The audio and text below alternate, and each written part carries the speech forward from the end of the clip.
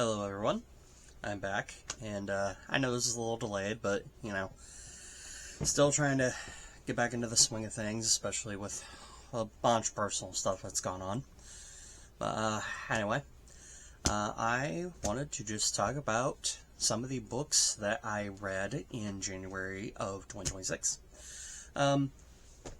There's a few here that I'm holding, but I'm also just going to be reading off some of the audiobook ones that I listened to that'll be towards the end. And also, I've just decided that from now on, I'm not going to mark down on my document or even talk about ones that I DNF, because that seems kind of pointless. So, anyway, there's a few comics that I got to this month. That being Daredevil, The Man Without Fear by Frank Miller, which basically is just a Daredevil origin story. I like this one a lot.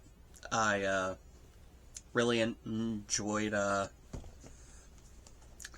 just honestly, I like Daredevil, especially after the Netflix show. I did notice that, and I'll get more of this when I talk about the other Daredevil comic I read, Frank made it to where Daredevil loses his sight as a child, as opposed to a more grown adult, as I noticed in a different book. But, this just was a fun origin. We get to meet, we see where he, first meets Elektra, which anybody that knows Daredevil knows his history with Elektra. We get to see good old Wilson Fisk, the Kingpin. The art in it's not bad. I wouldn't call it my favorite, comic book art, but I also couldn't really tell you right now what my favorite would be. And then, he gets his red suit there at the end, which I love the, little focus. It's not gonna focus. It says, God only knows what it looks like, meaning the suit. Hang on. The costume is probably a good idea. Sewed it myself. God only knows what it looks like. I think you did alright, Matt. The other Daredevil comic being, there's a line entitled Visionaries. I'm not certain if Frank Miller was the author or artist. It seems, yeah, right here, it's addressing him as the artist. So maybe he didn't write for Daredevil for a while. But I'm assuming we'll get to where he does eventually in this. But yes, Daredevil Visionaries Volume 1. And this is honestly, this is where I first noticed that, Daredevil's original origin, I guess he gets blinded as an adult, and then Frank Miller changed it to being a kid. Depending on how the rest of the stuff goes with Elektra, because I have the other 2 volumes here as well, I might get rid of this one and then just have, preview there, just have this one be sort of book 1. I don't know. I will figure that out later. But yes, you saw it, so let's go ahead and get into it. I finally got a hold of a Blade comic, like a Blade specific. This is Blade Undead Again by Mark Guggenheim, the first half of a sort of short series that Guggenheim did. And it's more or less like a series of adventures that Blade goes on. There is an overarching thing where there's stuff going on in the background, particularly around Blade's father, which new to me, and I don't remember his name offhand. Again, this was in early January that I read this one. I love Blade. I'm sad the movie seems to be DOA. But hey, there's rumors of Midnight Suns, so maybe. Oh, Marvel. Anyway, so I'm looking forward to getting around to this one. If not this month, or the next one. Hopefully, if not this month, the next month. March. So that was the comics that I got around to. Physical books, there's only a couple of them. The first one, I finished the Jedi Academy trilogy with Book 3, Champions of the Force by Kevin J. Anderson. I liked the Jedi Academy trilogy. This is Luke starting to build his Jedi Order and the post-Return of the Jedi world. This is the former expanded universe, so Legends. The only thing that really bugged me about this trilogy, because this trilogy gives us some good stuff. It gives us Luke developing a way to find Force-sensitive individuals. I'm pretty sure this was before we had midichlorians. Let me look. When's the copyright for this? 1994. So yeah. Hey, this book's old as me. So yeah, this is before we had midichlorians, which maybe they can test that way in the new canon, or current. Maybe that's how they test, instead of some Force ability that Luke has in this book.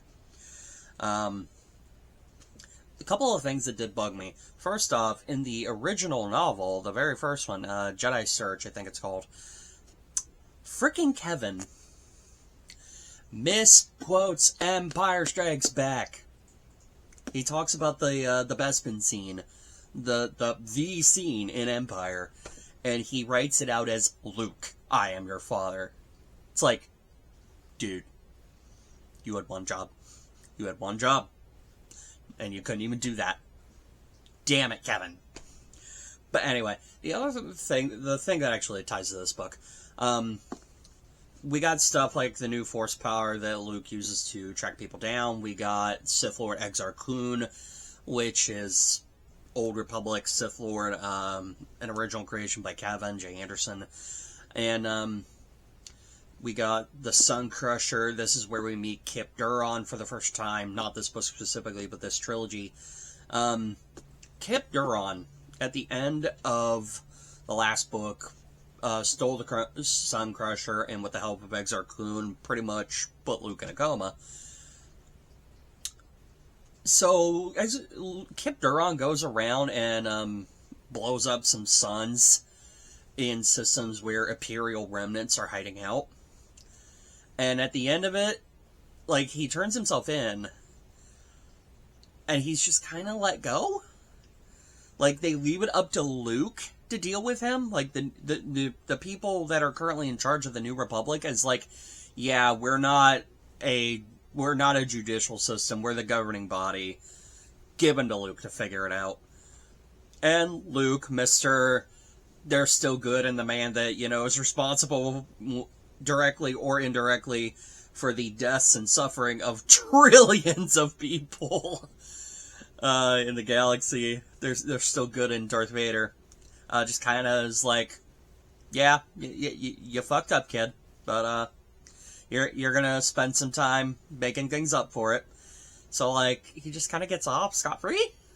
Like, that kind of bugs me. But, oh well. That's... redemption and forgiveness is a big thing in it's a big part of Star Wars, so. And the last physical book that I read this month was The Traveler's Gate, Book 3, City of Light. So I started Traveler's Gate after reading Cradle, which is still by far my favorite series of Will White's. And I thought House of Blades was kind of okay. And then things got a lot better with Crimson Vault, and this one, he just got better and better the more he was writing. I really like City of Light. I like how things were sort of handled with all the different characters, how they settled the problem of the incarnations. If Will ever comes back to this universe, I'm definitely picking it up. And this is probably my favorite. Did I highlight this one? Yeah, this is my favorite book that I read in January. And then lastly, just to kind of make this quick, there was a couple of audiobooks that I listened to, one of which was The Frozen Crown, the book first of I think it's called The Warrior Witch Duology by Greta Kelly. It was alright. I enjoyed it. I will probably listen to the second one just so I can complete the story.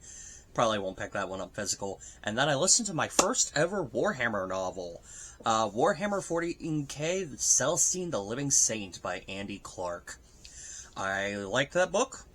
Probably won't pick it up physical, but I did like that book. My first step into the Warhammer universe. I'm not going to get heavy into it. I'm just going to listen to some books and listen to lore videos on YouTube.